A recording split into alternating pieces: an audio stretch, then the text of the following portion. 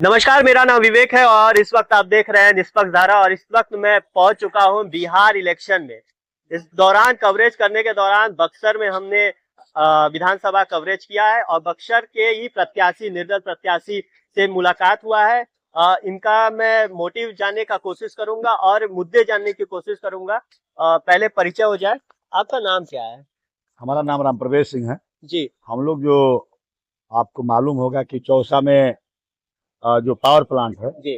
Power plant के जो है नीतियों के खिलाफ जो आंदोलन चल रहा है, आज 3 साल हो गया।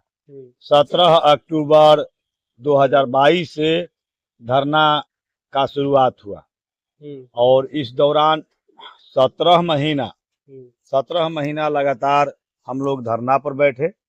इस बीच बहुत वाद विवाद हुआ और कंपनी से हम लोगों का मांग था कि स्थानीय जो है कम से कम जिला बक्सर में कंपनी अवस्थित है, तो हमारे मुख्यमंत्री और तमाम लोग कहते हैं कि नहीं, बक्सर में और बिहार में कंपनी आएगी तो बिहार के लोगों को रोजगार मिलेगा, बिहार के लोगों को नौकरी मिलेगा। तो यहाँ पर जो कंपनी है उसमें 7,000 वर्कर काम करते हैं, जिसमें नौकरी पेशा से लेके मजदूर तबके के लोग हैं। तो यहाँ पर छत्तीसगढ़, झारखंड, बंगाल के लोग आके काम करते हैं। यहाँ स्थानीय यानी बक्सर के लोगों को, बक्सर के नौजवानों को, बक्सर के मजदूरों को काम वहाँ पर नहीं मिला। कंपनी गेट के अंदर नहीं जाने देती है, बक्सर के लोगों को भगा देती है। तो हम लोगों का आंदोलन का वहाँ पर शुरुआत हुआ कि भाई जब बक्सर में कंपनी है तो बक्सर के नौजवानों को आप जो है नौकरी दीजिए, बक्सर के मजदूरों को आप काम दीजिए कि बक्सर के मजदूर उसमें काम करें। और जो है भूमि अधिग्रहण में भी काफी जो है त्रुटि था, उस मुद्दों को लेकर के लड़े। और फिर यहाँ पर आपका अहिरौली है बगल में जी, अहिरौली से लेकर के आप निकलेंगे तो अहिरौली, पांडे पट्टी होते हुए जो है वो 4 लेन निकल रहा है। इसमें जो जमीन है किसानों का, जमीन जबरी सरकार छीनने का काम कर रही है, उसका उचित मुआवजा नहीं दे रही है। जो भी जमीन है कीमती जमीन है, 15 से 20 लाख रुपया कट्ठा वाली जमीन है, और जिस जमीन का नोटिस कृषि के हिसाब से जोड़ के दिया गया है, जो लगभग 1 लाख रुपया कट्ठा के हिसाब से, वो जो है 84,000 रुपया, 84,000 रुपया कट्ठा के हिसाब से नोटिस दिया है जमीन का, जबकि जमीन 20 लाख रुपया, 15 लाख रुपया कट्ठा की जमीन है। तो वहां पर काम का शुरुआत किया गया हिरौली से, उसको हम लोगों ने रोका। और पिछला 25 तारीख को, 25 अगस्त को हम लोग मुख्यमंत्री का घेराव पटना में किए। वहां पर डाक बंगला चौराहा पर रोक दिया गया और कम से कम 3-4 हजार किसान थे, वहां रोका गया। रोकने के बाद एक डेलीगेशन चीफ सेक्रेटरी के द्वारा बुलाया गया और डेलीगेशन में हमारे 12 साथी गए। और जाने के बाद हम लोग गए तो चीफ सेक्रेटरी भी माना कि नहीं, जो है गलती हो रहा है।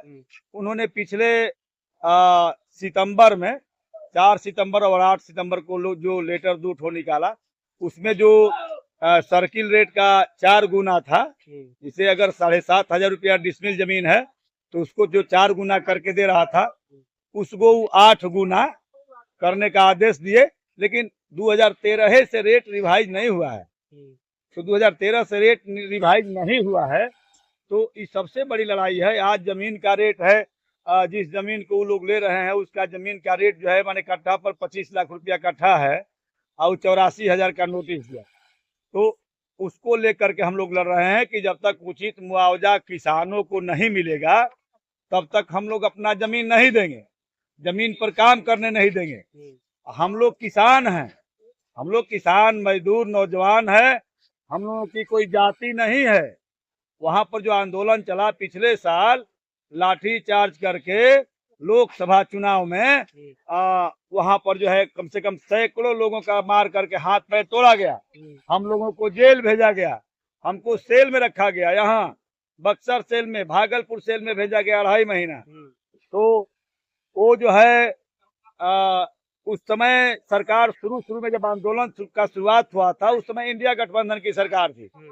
तो न तो इंडिया गठबंधन वालों ने साथ दिया और न ही जो ई गठबंधन बाद में नीतीश पलटने के बाद बीजेपी की सरकार बनी तो इन्होंने भी साथ नहीं दिया। तो ठीक लोकसभा चुनाव के वहां पर सांसद उस समय थे अश्विनी कुमार चौबे। तो लोकसभा के समय में लाठी से किसानों को पिटवाया गया, मजदूरों को पिटवाया गया, महिलाओं को पिटवा के जेल भेजा गया, जिसका परिणाम हुआ कि उन्हें टिकट भी नहीं मिला। बीजेपी से मिथिलेश कुमार आए, मिथिलेश तिवारी, तो उनको भी किसानों ने हराने का काम किया।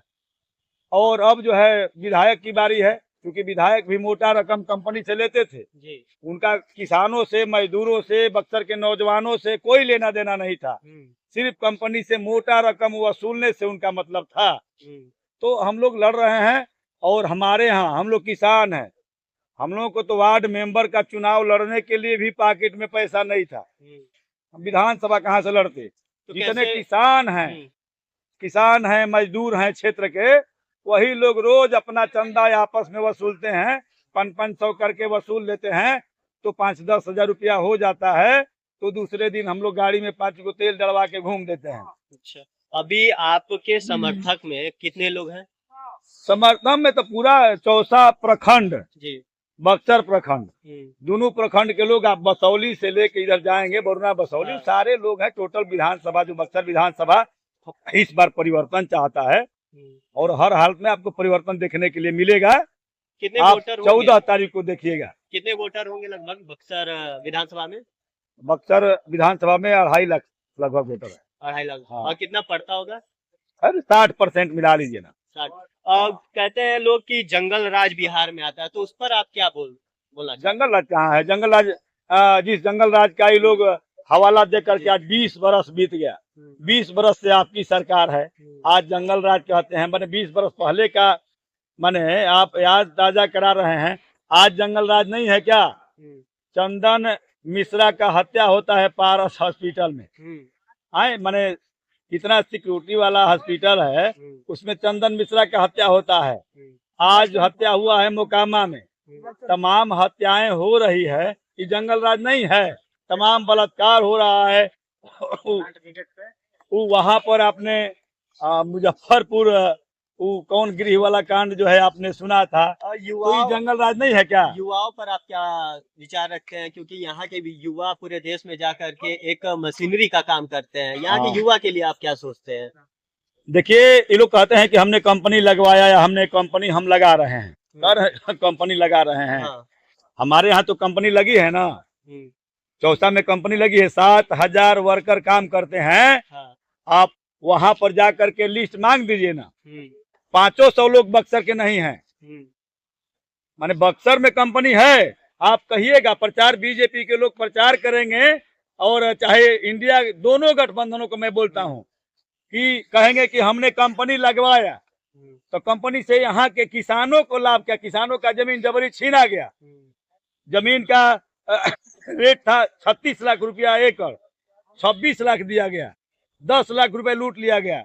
और उसमें आपत्तिक अधिग्रहण का नोटिस है, 75% सेल्सियम देना था, वो भी नहीं दिए, तो किसानों को भी लूटा गया और यहाँ के मजदूरों को भी ठगा जा रहा है, नौजवानों को भी ठगा जा रहा है। आप जाके कंपनी में देखिए ना, बक्सर के कितने नौजवान काम करते हैं। बक्सर के 500 लोग भी कंपनी में नहीं है, 7,000 वहां पर लोग काम कर रहे हैं। तो ये बक्सर के होने चाहिए ना, बक्सर के लोगों को होना चाहिए, बिहार के लोगों को होना चाहिए। वहाँ छत्तीसगढ़ है, झारखंड है, बंगाल है, आंध्र प्रदेश के लोग कंपनी में काम कर रहे हैं। बक्सर के नौजवान नहीं है क्या काम करने लायक? बक्सर के नौजवान भी काम करने लायक है।